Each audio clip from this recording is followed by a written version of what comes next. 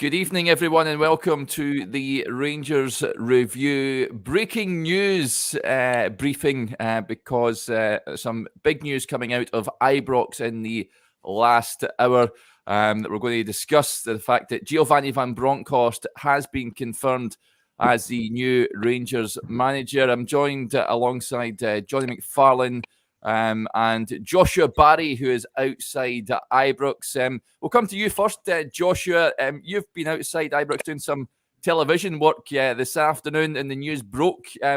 What do you make of the announcement? Well, as we've been covering for the last few days, it was a case of if and when, and I think you see now just the excitement levels. I think the announcement, obviously, naturally, as we expected, met with great enthusiasm. There's been lots of car horns going off around me at Ibrox. I think supporters are just really excited. It's only 7 days, of course, since Steven Gerrard left the club, and it's a very quick turnaround. So credit to Rangers for the speed in which they've got Van Bronckhorst in.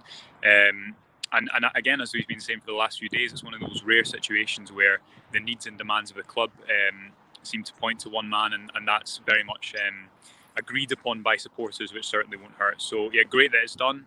Great that it's done before Sunday, although we don't know what role Van Bronckhorst will play then, and looking forward to seeing how he does at Ibrox.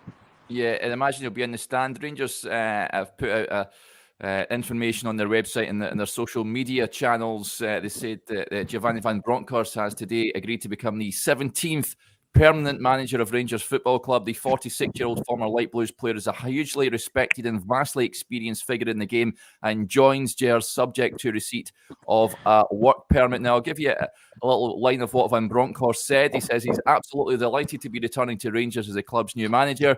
I feel so lucky to be going to work with a squad which is in a great position on all fronts and largely has that experience of being winners. I look forward to carrying on and enhancing the work that has been done already alongside Ross Wilson and the board of the club, and I'm grateful for the chance to work again at this huge football club.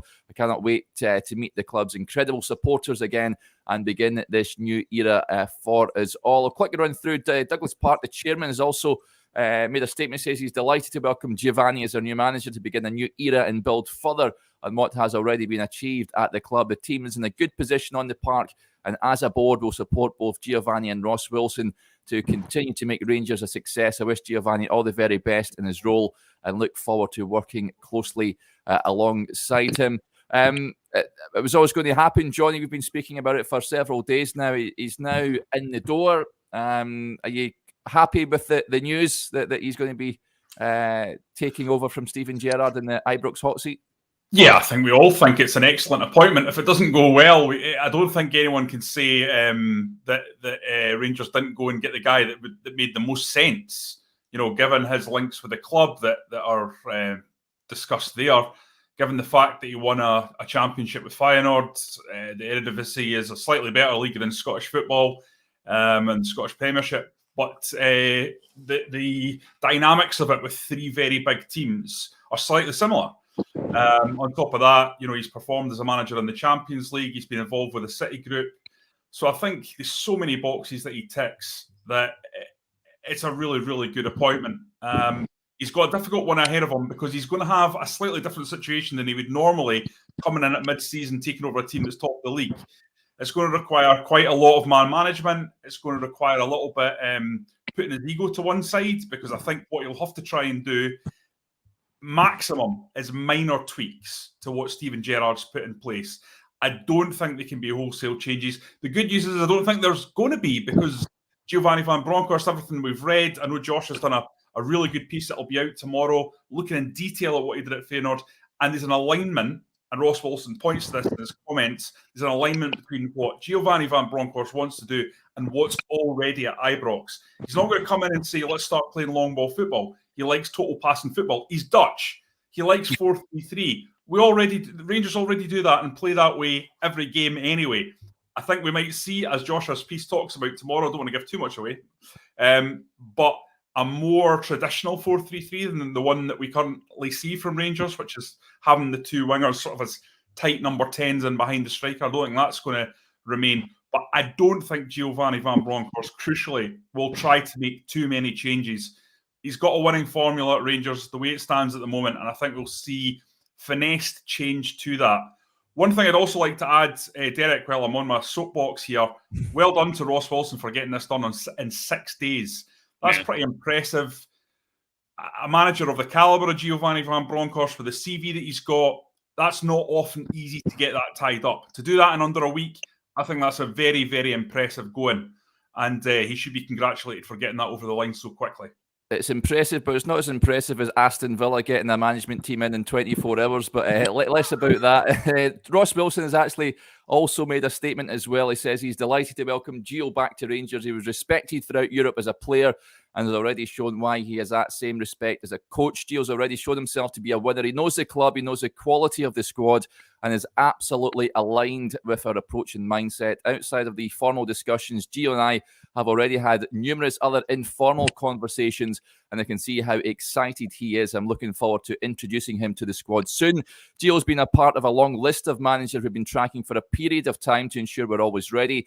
When Stephen intimated his decision last Wednesday, we immediately got to work on what was then a focused shortlist. We had initial talks within 48 hours and concluded our decision-making within 6 days of the role becoming available. We found agreement with Gio extremely quick, and we've enjoyed working with him on assembling the backroom team that will complement an already excellent support staff we've built here at Rangers. That leads us nicely on.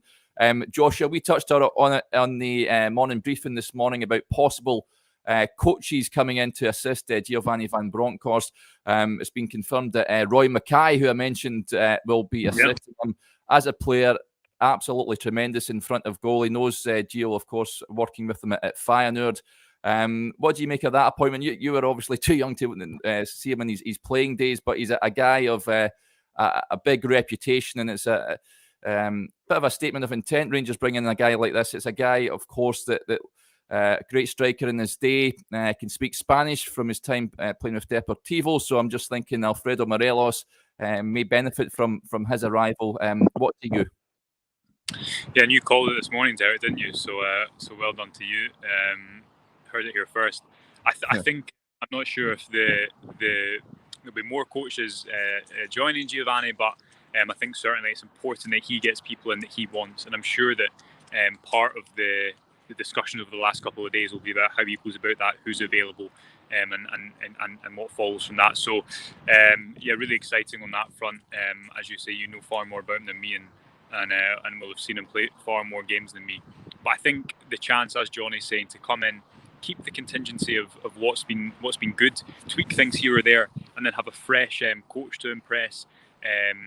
I think it all points towards this being a very good outcome of what looked like not a good situation this time last week.